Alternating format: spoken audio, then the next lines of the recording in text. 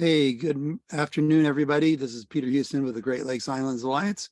Just wait for people to get turned on here take a few minutes here, but I see people joining us, so hang on for just a few minutes.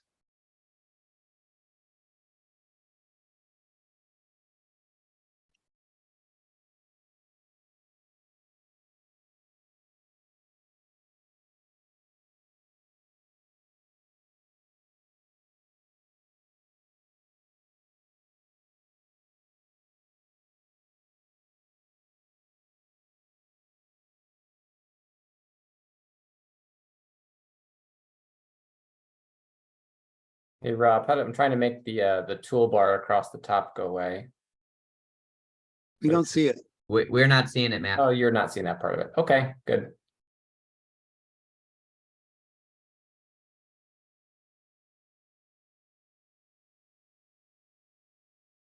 Okay, well, while people are still joining in, my name is Peter Houston, and I'm with the Great Lakes Islands Alliance. I am the project manager, and welcome to this day after Earth Day weekend. I guess they call this Earth Day week. So remember, you can use the chat to be able to say hi to everyone under the everyone selection. And if you have questions today for Dave, you're welcome to put them into the question and answer anytime during the presentation, and then we will circle back and ask your questions after Dave is finished. That way he doesn't have to be stopped and started as he's giving his presentation today. So again, today's presentation is by Dave Case, who happens to be a summer resident on Beaver Island. And we were fortunate enough to be introduced to Dave by Pam Grasmick. And Pam will introduce Dave in just a few minutes. But in the meanwhile, I wanted to tell you a little bit about the Great Lakes Islands Alliance. Matt, would you go to the next slide?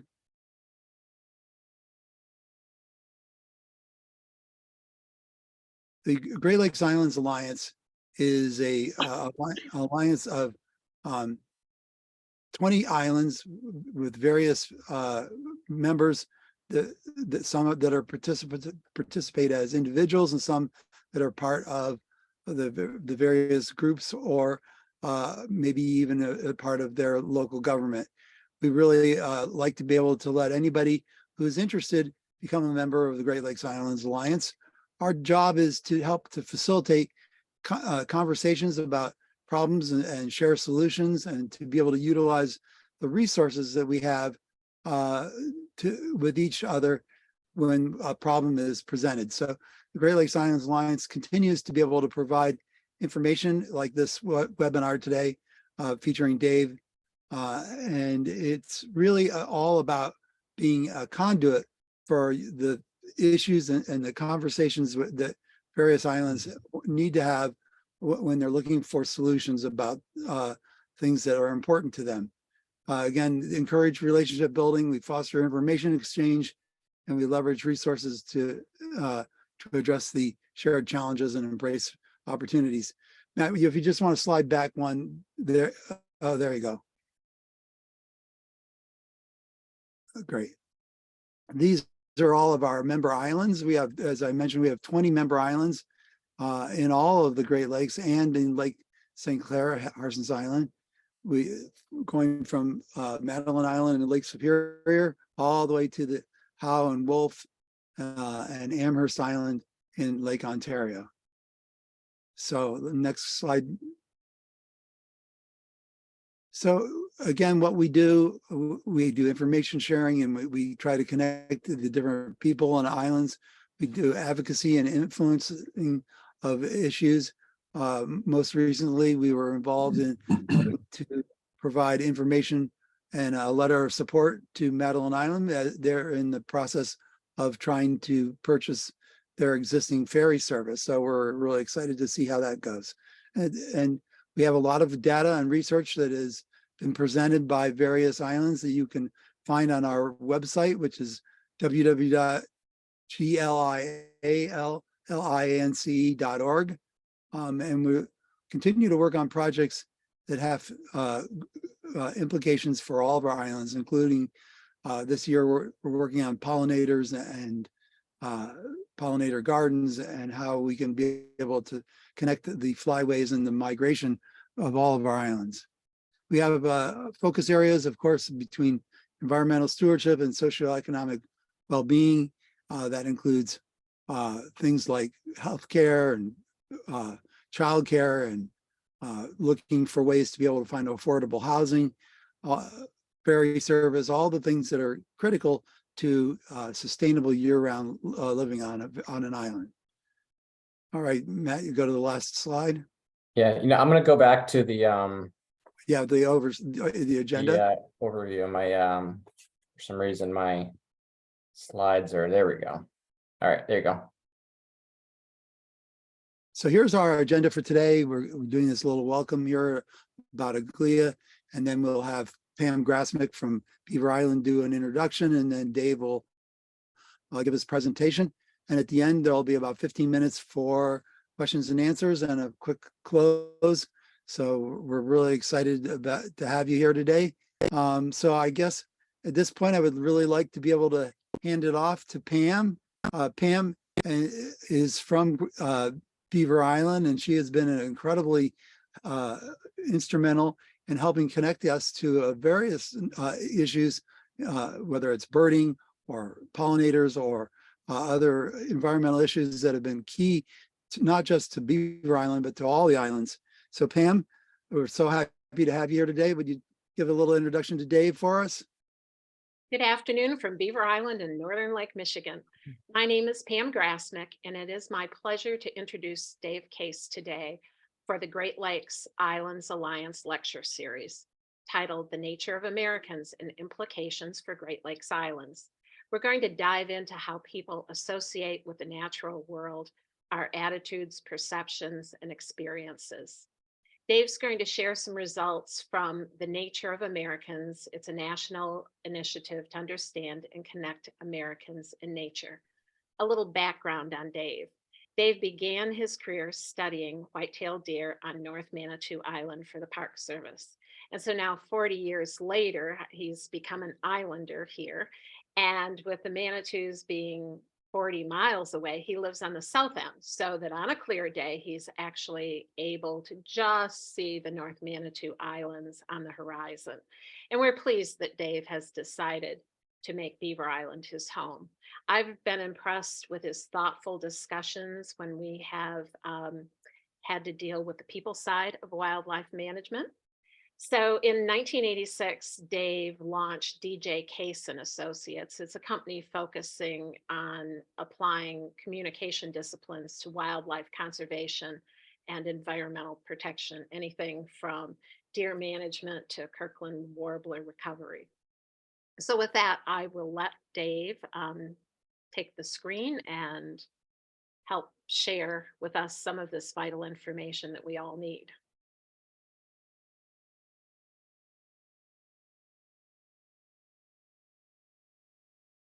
Thanks, Pam. Tracy and I look forward to seeing you at the end of next week up on Beaver Island. I'm still in Indiana today, but hopefully if the wind doesn't blow too hard, we'll be out on Beaver Island come next Friday. It's great to be here. It's wonderful to be able to talk about island stuff, especially in relation to something we've been working on for a lot of years, which is the nature of Americans. In 2011, DJ Case staff gathered with Dr. Stephen Kellert at our office to explore a collaboration, which eventually became The Nature of Americans, a national initiative to understand and connect Americans and nature. Sadly, Steve, who was then professor emeritus at Yale, passed away in 2016. Dr. Kellert was a leader, I would offer the leader, in researching and articulating the importance of contact with nature to human health and well-being. He used the term biophilia, the inherent human inclination to affiliate with nature. And the Nature of Americans initiative was the culmination of his work in that regard. I'd like to acknowledge some important people. First, our social science staff at DJ Case and Associates. All of them have PhDs in social science and have been instrumental in developing, implementing, and following up on this research. Also, Dr. Daniel Escher, a former social scientist at DJ Case, played a huge role in analyzing the data and writing the 364-page report. A second, of course, I'd like to extend my gratitude to the partners in this initiative. This was a multi-year effort that took a tremendous amount of coordination and funding, as you can imagine. And it could not have been done at all without the partners listed here, and particularly the U.S. Fish and Wildlife Service, Texas Parks and Wildlife, Florida Fish and Wildlife Conservation Commission, and the Disney Conservation Fund. So a little bit about the research that we undertook. Kind of a high-level description, but in 2015 and 2016, we did 3 major research efforts with Americans. We conducted 15 focus groups in 5 states across the country. We conducted a representative online survey of in total about 10,000 adults, 5,500 of a national sample, and then oversampled in Texas and Florida, 2,500 each. And then we conducted interviews with 8 to 12-year-old children and their parents. For those of you who are not familiar with focus groups, they're a valuable research tool and fascinating to conduct. Each of the groups that we did had 7 to 10 participants. This is the room where we conducted the focus group in Santa Monica, California. There were 6 focus groups that included a cross-section of Americans, so a diversity of gender, age, race, and ethnicity. And then 9 of the focus groups were specifics to Blacks or Hispanics or Asians. And in this case, in Santa Monica, the workshop was with 8 people of Asian descent. This is New York. It happens to be the New York City facility. That's me in the mirror. I'm taking a picture of the room. We don't have pictures of actual focus groups. We guarantee an anonymity for participants, so we don't take their picture. But behind that mirror is people can sit and observe what's going on in the focus group, and then the focus groups are all recorded, and their transcripts are then analyzed. As I mentioned, we conducted 771 interviews with 8 to 12-year-olds. Those interviews were conducted webcam to webcam. You can see the setup here. Now, again, that's Jessica and her daughter in the picture, but we didn't actually take a picture of any of those being conducted with live participants. But before we conducted the child interviews, we had one of the parents had to complete a pretty extensive online survey. We didn't specify who should complete it. So it turns out that that 90% of the parent surveys were completed by mothers. I guess that's no surprise. So really interestingly, we have a matched set of surveys with a parent and an 8 to 12-year-old child. So exciting stuff, but I have to emphasize that the context really matters. And I want to draw your attention to context in 3 ways before we jump into the data. First, not all Great Lakes islands are the same, or even the 20 inhabited islands that are part of the Great Lakes Island Alliance are the same. So recognizing there's a diversity of settings, a diversity of people, and a diversity of infrastructure is important. And so the specific things that may apply to one island perhaps may not apply to another island. One island may be very interested in more visitors, and others may be interested in trying to keep them away, perhaps. For example, and these are just some islands I visited. So this is Tracy and I on Mackinac Island, which obviously has lots of infrastructure and relatively small and lots of people. Beaver Island, which has some people, but also lots of more remote areas punctuated with housing. And then this is North Manitou Island. As Pam mentioned, I did some work on there back in the 80s. Which is now public land and it's wilderness. So there's a very little human impact. The second way to keep in mind about context is how we intend to use the information. As you can imagine, we collected a huge amount of data, and there's all kinds of ways to analyze that to get insights. For many years, DJ Case has used some version of this strategic communications planning process that you see there on the screen. And it's real basic. It's basically saying what's the assessment or the discovery process or situation analysis of where are we now with our communications effort. Then specifically identifying who are our target audiences. Who do we want to reach through this communications effort? Then with those audiences, what are the objectives? What do we want those audiences to know? What do we want them to feel? And most importantly, what do we want them to do? And then what's the overall approach that we're going to use or the strategy? And what messages will be most effective in being persuasive with those audiences to achieve those objectives? And then and finally, actions.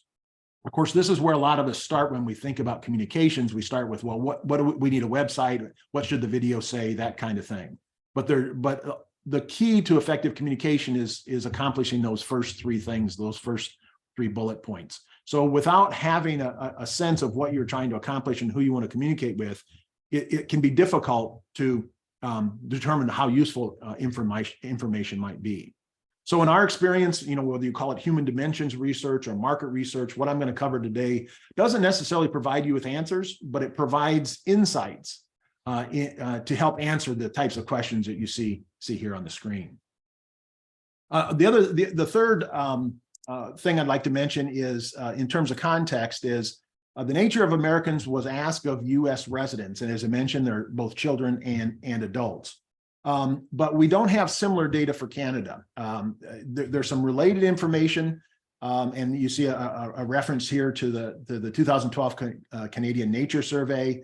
And I'm guessing that there's some very similar answers to you'd have in Canada, possibly more so. In other words, they're similar to the U.S., but more supportive of nature conservation, just given the nature that is there and the population. But we can't say for sure. There's not, and there are quite a few other things that actually we're involved with the North American Waterfowl Management Plan, where a series of national studies being done in relation to wetlands and in relation to gathering information in Canada. And I can sure give reference to those for folks that might be from Canada. So let's talk about the study results. We'll start with why Americans say they are disconnected from nature. Move on to some reasons for optimism, and then talk about some implications for Great Lakes Islands. I'm going to show lots of data and graphics in a short amount of time, kind of skimming across the wave tops, if you will, to use a Great Lakes analogy. But all of this information is available on the Nature of Americans website, which I'll provide for you at the end, or I can get you a copy of this slide deck if needed as well. So disconnection, what are the forces that Americans encounter every day that keep them from the natural world? And most of, no surprise to most of us on this webinar. The first source of disconnection is competing priorities. Americans face competing priorities for their time, attention, and money. They have children, long commutes, and exhausting jobs. Now, fortunately, this doesn't always apply on the islands, but the mother of a young child told us in a focus group, work and home, go put the kids to bed. That's pretty much all we have time for. And one of the effects of these competing priorities is that Americans today spend relatively small amount of time outside in nature. Across all respondents, the average American said they spend 7 hours a week outside in nature. Most Americans are spending their time indoors. And this is, if you look at this graphic, just to give you a little bit of orientation. So the questions at the top of the graphic, in a typical week, when weather allows, how many hours do you spend outside in nature? And then you can see the answers are raised there by category. And I'll show a number of slides similar to this with that same kind of layout. A second reason for disconnection from nature is shifting expectations. And this was pretty interesting to discover. Among adult Americans, shared expectations about what good connection to nature looks like have changed. Older adults in the focus groups and in the survey, and older meaning 40 or so or older, older adults observed how it used to be normal to spend time exploring and playing and discovering outdoors. They worry now because it's not the same for their children and grandchildren. And this is a thing we heard over and over among adults. They are genuinely concerned about younger generations growing up without the same nature experiences that were so positive and important to them. If the shared expectation used to be that kids spent most of their time playing outdoors, it's no longer the case. We ask parents, and this is the parents, the 771 parents from the children's survey. We ask them, in a typical week, how much time does your child spend on the following activities? There was a long list of activities, and they're grouped here and reported by age. As you can see on the left side of the chart, time on computers and TV towers over time spent outdoors. And this increases with age from 8 to 12, while time spent outdoors decreases as children get older. It's, again, becoming normal in American society for children to spend relatively little time outdoors. And finally, focus group participants were pretty blunt about the role of technology, especially gadgets and media. As one focus group participant said, technology is ruining the kids. But there's hope. So let's look at, there's reason for optimism. Let's look a little bit at why we say that. Americans recognize nature's benefits to their health and well-being. 3 out of 4 adults in the US say getting into nature is very or extremely important for their physical health. Again, the question's at the top: how important is getting into nature for your physical health? And then the answer set is below in this case. So 35% of Americans said that it was extremely important to their physical health. Now, if we ask the same question, except with emotional outlook instead of physical health, you see that it goes up to 39%. It's extremely important. Again, 3 out of 4 said getting into nature was very or extremely important to their emotional outlook. When we ask adults, again, this is the big sample, not just parents. When we ask adults if their pastimes, hobbies, and interests are more outdoor oriented, indoor oriented, or about the same, 40% said indoors. 1/4 say their hobbies and interests are more outdoors oriented. Now, this is not a reason for optimism, this graphic, but the reason for optimism is to contrast it with what children said. So, slightly different question, but one more appropriate to children. Do you have more fun playing indoors, outdoors, or about the same? And only 10% of children of 8 to 12-year-olds said they had more fun indoors. So we kind of phrased, and if you go back and compare it, 40% of adults said they're more indoors oriented, and kids, only 10% of kids said that's more fun playing indoors. We kind of phrased that as, in terms of engaging with nature, we have a parent problem, not a child problem. And when it comes to spending on improving and protecting the environment, 44% think spending on and improving the environment, we're doing too little of it. We see that Americans recognize that nature is important for their emotional, their physical health and emotional outlook, but they also go a lot deeper. When we ask some of these questions, and I'll read them because I wanted to include more than just a couple, because I think it's so important that connection to nature, that benefit of nature, people perceive it at a deep level, and there's varied reasons. The one at the top says, an understanding of how nature works is important to a child's education as reading, writing, and math. 87% agreed with that, only 3% disagreed. Being in nature gives me a sense of peace. 86% agreed with that. Seeing something especially attractive in nature arouses my curiosity, 76%. And my love of nature is one of my strongest feelings, 61%. Again, one of the interesting things there is you see that my love of nature is one of my strongest feelings. They're starting to rank amongst all of their feelings how nature fits in, and there are some people it drops off a little bit for that support for nature. We ask parents, again, this is the answer from parents in the child survey, if they thought their child's contact with nature or the outdoors contributed to the improvement of any ailments. And 25% of parents agreed that their child's contact with nature had contributed to improvement of any ailments. And they included things like ADHD and so on. Now we asked the same question, do you think contact with nature contributed to ailments? And about 8% said yes, and they were mostly bee stings and mosquito bites and things like that. So parents reporting that nature helps their children, a quarter of them said so. If we look more closely at children, again, there's some fascinating questions. They have a range of interests in nature. The first one there, learning about nature is something I really enjoy doing. 92% agree with that. I'd rather explore woods and trees than play on neat looking grass. 70% said that. I think most insects are boring. I thought it was interesting that 0% said they don't know. Kids knew what their answers were. I think most insects are boring, and 79% disagreed with it.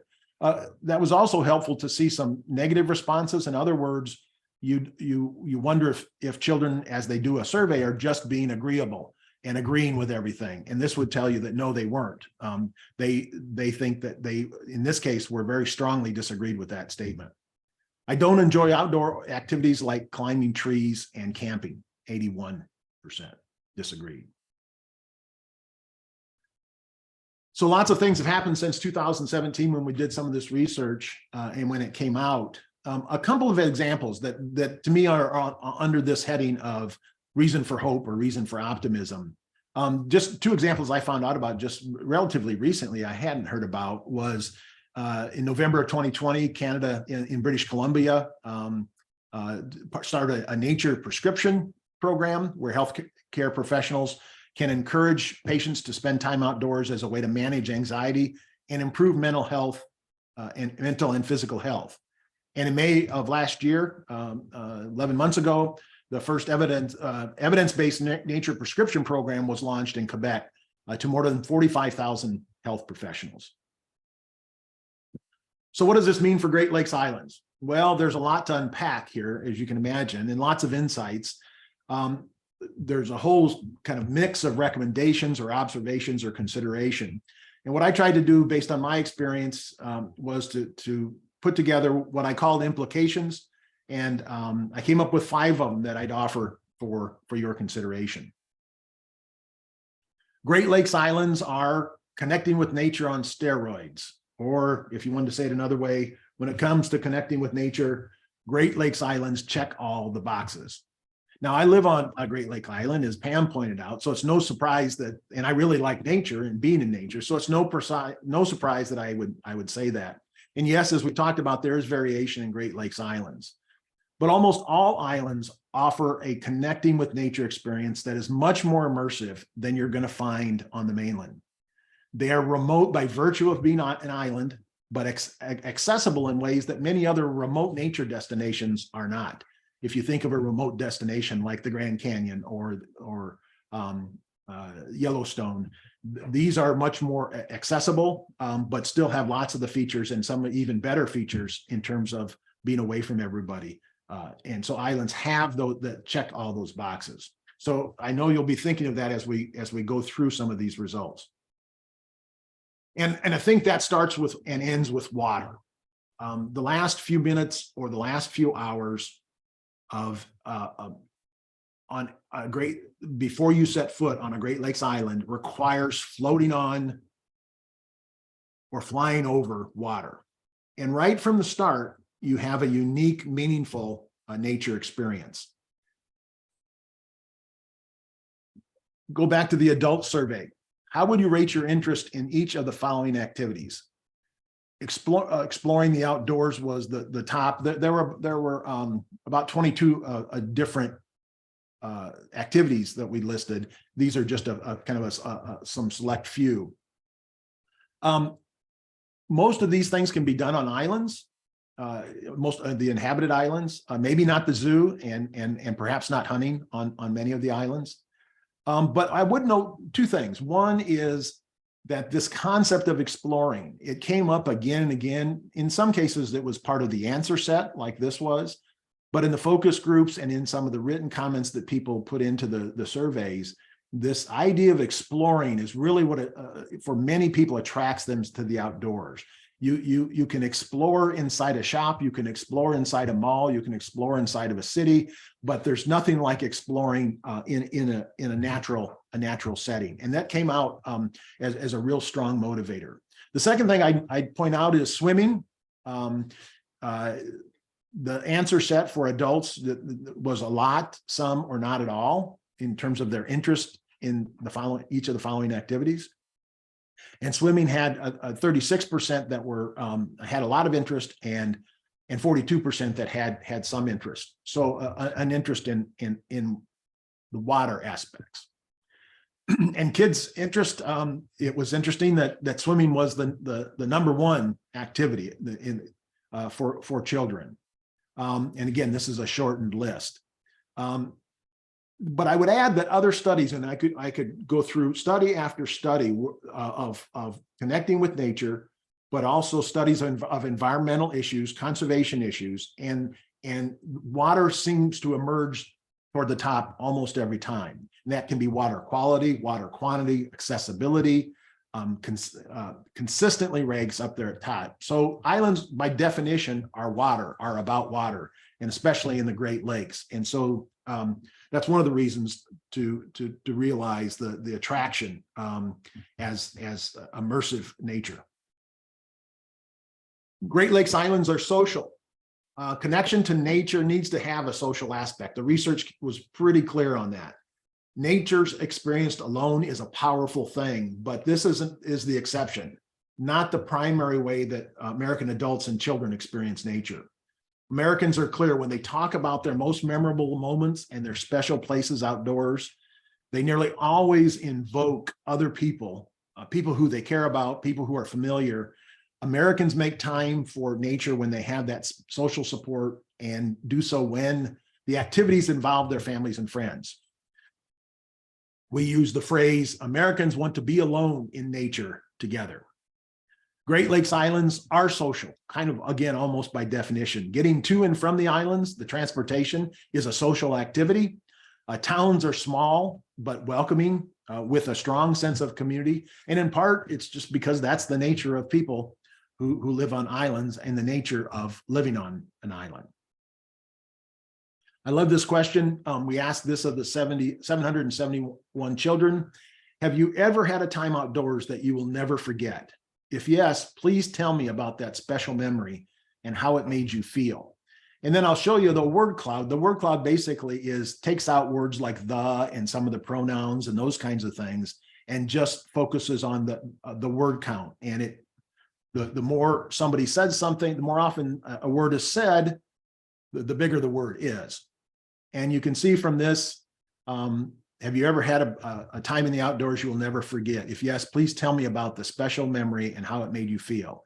And right at the center is family and friends and fun. If you take that word cloud and just take all the words that were said, this is the count of all the words from those 771 children.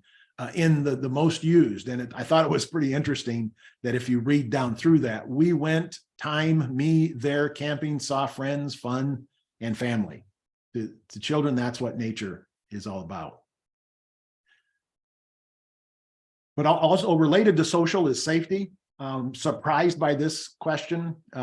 Paying attention to the social aspect is important because 51% of adults say they do not like being in nature by themselves. And these percentages grow for underserved audiences. We often want to try and reach urban residents, young and middle-aged adults, and non-whites are the most likely to agree they do not like being in nature by themselves. And for some of us, that's a real surprising number that over 50% don't want to be in nature by themselves. Parents worry, and they especially worry about socially based or human-based dangers, such as dangerous people, speeding vehicles, and traffic. They are concerned, but less so about nature-based concerns, such as ticks and Lyme disease, snakes, and poison ivy. So the Great Lakes Islands, for better or worse, have kind of solved these worries. They're relatively speaking, islands are safe. dangerous people, speeding vehicles, and traffic, which all of us like to avoid, aren't a problem on most islands most of the time. And the things that we have plenty of, like ticks, and some would say snakes, and perhaps too many, aren't nearly as much of a concern. And again, that was interesting to ferret that out, that the parents are much more worried about people dangers than they are about nature dangers. Number 3 implication was to consider similarities and differences. Pay close attention to how Americans are different and how they are similar in their relationships with nature. This again shines a kind of a bright light, I think, on the strategic communications planning or strategic planning in general. Who are your audiences and what are the objectives with those audiences? What do you want them to know, feel, and do? Let's take a look at a couple of kind of what I think are some interesting similarities and differences that may have implications for Great Lakes Islands. A fascinating question was, as an example of similarity, look at the way adults reacted to the statement, the question, the intelligence of future generations will suffer if our society becomes more isolated from nature. This slide obviously shows agreement across race and ethnicity. There's some variation, but they're really not large enough from a management or communications perspective. And it's interesting that only, a little over 3% on average disagreed that the intelligence of future generations will suffer if our society becomes more isolated from nature. If you look at that same question, the answers to the same question by people who have self-identified as living in an urban area, a suburban area, or a rural area, you again see the same kind of thing, not much variation. And this did kind of surprise us, that how on so many items there was no difference, no significant difference between urban, suburban, and rural. So when it comes to nature, there's lots of agreement on certain things across what you'd think of would be some pretty big differentiators. So we ask adults their interest in a number of activities, and you saw some of the results of that earlier. One of the things we asked was, how would you rate your interest in each of the following activities? And the specific question was taking a walk outdoors. And again, this is based on race and ethnicity, with the white, Hispanic, Black, and Asian from left to right on each of the 3 options. And again, interesting that virtually none at all, no interest at all, is pretty low, and it's pretty consistent for each category. But if you replace taking a walk outdoors with hiking, you get a really different look.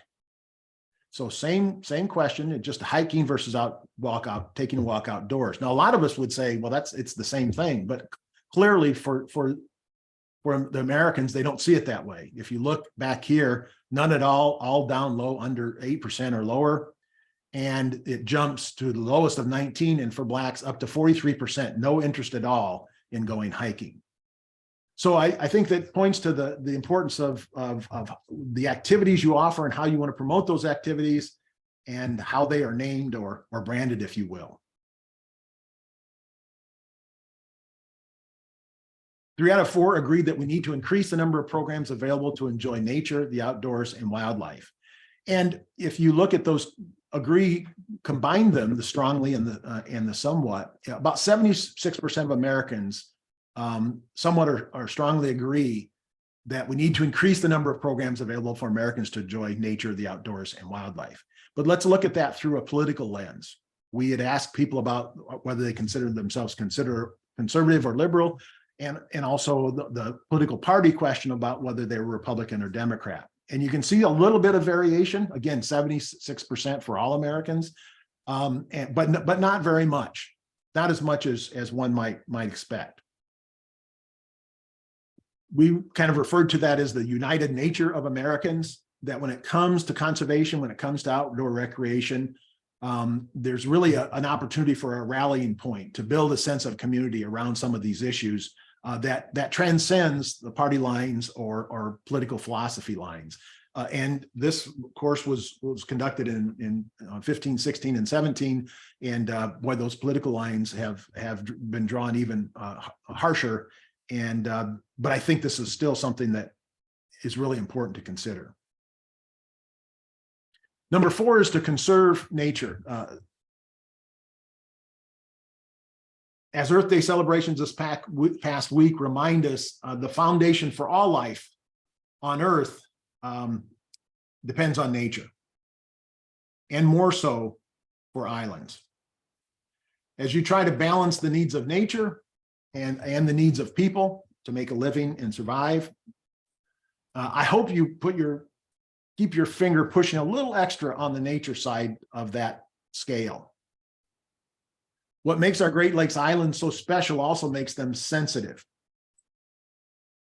We are facing challenges in a changing world, as I mentioned, socially, but also climatologically, and as a result, ecologically.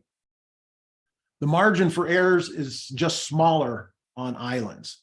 I couldn't help but use this photo of a northern water snake doing its best to help against invasive species, as it's got a round goby in its mouth. I'm sure, I don't think it caught it. When I found it, it was on the beach just swallowing it. I don't know that it caught it. It was probably a dead one that had washed up.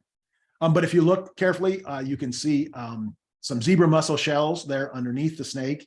And at this point in time, not too bad, but it had been a lot worse. Cladophora algae, which is a native algae, but kind of proliferating due to imbalances caused by invasive species. So we know the Great Lakes and the Great Lakes Islands are sensitive. So I think it behooves us all to try and tilt that scale to make sure that nature is taken care of. The Nature of Americans results show that people value nature and recognize with nature is fundamental to their health and well-being. And importantly, Americans support conservation and are willing to put their money where their mouth is, given the opportunity. So Great Lakes Islands are surely worthy of that kind of financial support. And I think that's a good thing to hear. The final implication is be grateful. My wife Tracy and I, or my wife Tracy, was an international flight attendant for American Airlines. When we first got married, she was younger, 30 years younger, as a matter of fact, and often had to work on holidays. I decided to get on her flight from Chicago to Paris on the New Year's Eve holiday. I could do so at a pretty low cost. It was a space available kind of thing, so it's basically free. And over the holidays, not many Americans were traveling. So I was going to fly over with her from Chicago to Paris. We would be in Paris for 24 hours, and then she would work the trip back and back to Chicago. So during the flight, Tracy stopped by my seat and said, "The captain wants to talk with you in the cockpit." Well, that sounded pretty cool to me. Now, of course, keep in mind that this was before the 9/11 attacks. So I went up to the front of the plane, and the first officer opened the cockpit door and told me to sit down on the jump seat. And a jump seat is a seat that's between the captain and the first officer, but behind them. So I sat down and was putting my seatbelt on. And the captain said, "I hear you're a forester." I looked up and was stunned by the view out the windshield in front of me now that I'd sat down and looked up. We'd been flying through the night. It was now early morning on December 30th, 1995. The sun was still below the horizon, but the cloud-free sky was starting to glow. We were still out over the Atlantic Ocean, but could see the European continent, still dark, before us. The city lights of Paris sparkled in the distance. And I was grateful, of course, first and foremost, to be married to Tracy, who happened to be a flight attendant. And I was grateful for the scene in front of me and the feeling that I had at that moment. It will likely be as close as I ever get to an Earthrise from the moon. As you know, as many of you probably know, this Earthwise photo that's on the screen was taken in 1968 on the Apollo 8 mission. And it's credited by many people with being a key motivator for the first Earth Day in 1970. But what I really remember vividly sitting there was what those pilots had called me up to the cockpit for. And that was to talk with me about nature and the outdoors. In the brief time we had before descending to Paris, the captain talked about the land he had in Wisconsin, the fishing and morel hunting he had experienced. They had questions for me about trees and food plots and white-tailed deer and and wildflowers. And they shared their passion for passing their love of nature on to the next generation. We should all be grateful to be able to live in a place or visit a place where sunsets and star-filled skies and northern lights shows themselves in various combinations almost every day, where the healing touch of nature is all around you and part of your daily life. Whether we live there or visit there or just care that these special places exist, we should be grateful for the opportunity and, most importantly, do our best to ensure future generations have these same experiences. Thanks for the opportunity to be here. I'd be happy to answer any questions.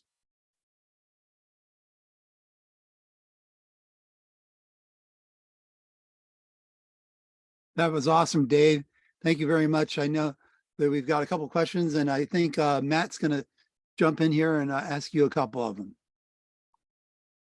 Hi, Dave. Yeah, thanks. So let me paraphrase. John Allen has a couple questions in the Q&A. The first one is about the Human Wellbeing Index. And his question was, inside the index are a number of parameters related to connection to nature. And have you done any work that links those data to human health and well-being outcomes, particularly in a geographic sense? No, we sure haven't. I know, I don't remember the timing of when those indices were developed, but I know we talked about trying to develop such an indices out of the results of the research. And we, and that was something that was of particular interest to Steve Kellert, but we weren't able to work on that prior to his passing. So no, we didn't. We talked a lot about those kinds of indices and how to incorporate them into the research itself, into the surveys, or apply them afterwards, but haven't done so. Okay, and then the next question, John was wondering if you have any recommendations for communications options that island communities or perhaps GLIA as a network could utilize to talk about well-being and other socio-racial relational aspects of islandness and connectedness to nature. I think the idea behind this is that maybe some communities are feeling less without the power to determine who comes and who visits. And so trying to find, allow an island to attract the type of folks that they're looking for, that might be members of the community and that kind of thing. Yeah, well, the first thing I'd say is that to apply that strategic communications thought process and kind of stepping through that. And if I tried to and I'll make this up, although I know it'll sound familiar. If you said what we want to attract, what we've determined we want to attract in terms of visitors, and we need visitors for economic development reasons, and we'd like to attract visitors that are very low impact, don't require a huge amount of hand-holding, and bring their children and are really happy to be there. That would be one set of objectives, perhaps. Another set would be, we want to attract people that, or perhaps more appropriate, we would like to discourage in any way we could through our communications that people like to drink, get rowdy, and ride ATVs don't think this is a very good place to come. And so if those were some thoughts about your objectives and what you were trying to achieve, then clarifying that and working through a process gets you down to what are the specific actions, what are the things that we do, or the messages that we communicate, and how do we communicate those messages to start to create those outcomes with our audiences. And you really have to think it through in that kind of systematic way, because it totally depends on what your situation is on that island, who's coming there now, how they find out about the island, how they relate to the island, what do they say to their friends and family, and so on. That's all part of that situation analysis step of the planning process. Great, thank you. There was a Mike Flora from Middle Bass Island entered a comment and maybe a question in the chat about his experience both on a small Great Lake island and a mountaintop, which has similar aspects of islandness and people working together. Do you see any similarities in, as he says, small, attractive rural areas, whether they be islands or mountains? I think the commonality is awe. There's a sense of awe that are built into us. One, mountains create awe, the sense of grandeur, as does water. Whether it's looking at a stream going through a forest or sitting on your porch, if you're so lucky, and looking out over Lake Michigan. And that we bought our house in 2020 on Beaver Island, and the person that owned it before said he thought it was as grand as the view was as grand as the Grand Canyon, except he just got to see it every day, all day long. And I think there are certain places and certain settings that are built into us. It's part of that biophilia. It's just built into us to be attracted to water. Why? Well, because we depend on it for survival. And those things that depict water or depict a savanna or a vista are just naturally appealing to us. Dave, one of the questions I have in my head that I really wanted to ask you has to do with the pandemic. We saw a huge uptick in people coming to islands, getting outdoors during the pandemic. One of the comments that we've gotten back from the islands was that they weren't ready. And it looks to me like from your study that when you have this new influx of people that you really need to have organized activities. Is that your feeling about how we need to be able to handle these kinds of growth areas? Yeah, well, again, I think it requires some real subtle thinking, I think, because of the challenge of you can increase visitation, but the knife edge nature, you can go from not enough visitors to just right to too many really fast, because you can't, even Beaver Island, which is a fairly big island with a developed community and a long history, you couldn't absorb too many visitors before the quality of the experience starts to diminish. Or you don't, for example, don't have housing for workers there's more places could open up for restaurants, except they can't find any workers because there's no place for housing. I mean, those kinds of issues are they're the same in any community or small town, but really exacerbated on islands because of that small population. In the Great Lakes, it's very seasonal in nature. It's not something that you can depend on 12 months a year. I just, as a follow-up to that, I know that Pam has talked about this during the pandemic on Beaver, where people came in. I think it was true for Amherst Island down in Ontario, where people came and we didn't have the capacity to handle them, and they didn't have the understanding of how to be able to enjoy it. Yeah, that's it's a real challenge. I hopefully we can learn from it, and hopefully we never need to apply those lessons again for a long time. In something like a pandemic where it changed behaviors pretty dramatically. We redid some of the Nature of American survey questions in June of 2020. So the pandemic kind of officially started in early March, and in June of 2020, we did a survey, a relatively small one, a national sample survey, and what they call an omnibus survey. We tacked it on to other questions that other people were asking. And we found that for some people, they immediately went outdoors almost as a therapy to deal with the pandemic. But there was a pretty good sized group that stayed out of the outdoors, stayed indoors because they were afraid of encountering people with the virus outdoors. And at that time, so it was really a mixed kind of signals. And so we haven't done any additional research since June of 2020 in relation to the pandemic, but I have a feeling again, hopefully it's once in a lifetime kind of responses, but a lot of mixed conflicting signals that came out of that. But anytime there's this huge flux, it's going to have a challenge of accommodating that when you don't have much extra capacity. There's a question from Jonathan in the chat, or a comment maybe. and I'm going to try to turn it into a question for you, Dave. So his comment about says, it seems like our islands serve as a recovery program, so to speak, for people addicted to being entertained. Not an easy thing to market, so to speak. So how do we do that? I'm intrigued by the story you tell of a couple of the provinces that, was it a nature prescription that they're starting to do? Nature RX, yeah. Is that something that the Great Lakes should do, or islands, and how would that work? Wow, it's a good question.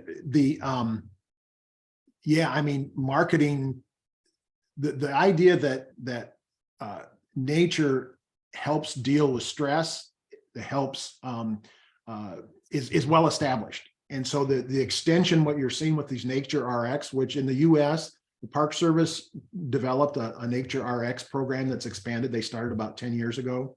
Basically, giving physicians kind of the legal or the organizational support to write a prescription to a child or to an adult to say you need to spend X amount of time outdoors over this period of time, and that's for your mental health and well-being and your physical health. So it clearly works. And there's one of the famous studies was early on about biophilia that Steve Kellert would often talk about was a gallbladder surgery. They were able to go back and look at records, long time records of gallbladder surgery in a specific hospital. And they had the records of people and how long they stayed in the hospital after the surgery, how old they were, all that kind of thing, how much medication they took. And they knew what rooms they stayed in after post-op recovery. Whereas today you don't stay in, even for a heart transplant, you only stay in there a couple hours more. That's probably an exaggeration, but and what they found was that those people who had windows that looked out on greenery versus those that had looked out on a brick wall or on a parking lot had shorter recovery times, reported less pain, and took less pain medication. And the explaining factor was the fact that they looked out on greenery, trees or grass, and not out on a man-made surface. So there's just lots of examples of that, especially these days. In 2011 and 12, when we were talking about this with Steve Kellert, there were those results, but there's been a lot more in the last decade.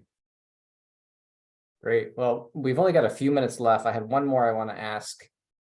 Patty Johnson asked the question, is your survey available for adaptation or as a tool in an abridged version? So in other words, are there ways maybe for individual islands or a region to redo something like this at a smaller scale? Oh, sure. I mean, if you go to the website, natureofamericans.org, one word, natureofamericans.org, or just Google Nature of Americans, it'll pop up. At the back of that, the main report, it's a 364-page report, but it is the survey instruments at the back. And that's not proprietary, it's open. If you want to use those questions, you sure can. I would be sure to what your sample is and how you go about sampling is really critical. And how you ask the questions in juxtaposition to other questions matters quite a bit. And so just having someone that has some experience and expertise in that survey research is probably an important thing to consider. Great. Hey, Dave, this has been a wonderful experience for everybody. And, I wanted to let everybody know that today's program will be available to be watched, and we'll share that link later on as a message to everybody who participated, as well as to anybody else who is interested in learning more about what you were talking about. There's a lot more that there are a couple other questions here. I see another one from John Allen, and we'll forward that to you. He's very interested in how this could be utilized for our islands network. And here is all the information for you to be in touch with us. Our website, my name, and if you want to send me a quick email, anybody who's watched today, phouston@stewardshipnetwork.org. I will happily connect you up with Dave. This has been an awesome presentation, Dave. And I want to thank everybody for joining us today. And we will continue to be sharing great programs like this as we go forward, probably another one in June. So again, thank you everybody for joining us today. Thank you for being with us, and have a great Earth Day week. And I know that we pulled a lot of garlic mustard on Saturday on our island, and I'm hoping you're doing something on yours. Thanks again, Pam. Thanks again, Rob, from the Stewardship Network, and Matt, again, for all your help today. Thanks, everybody. Thank you so much.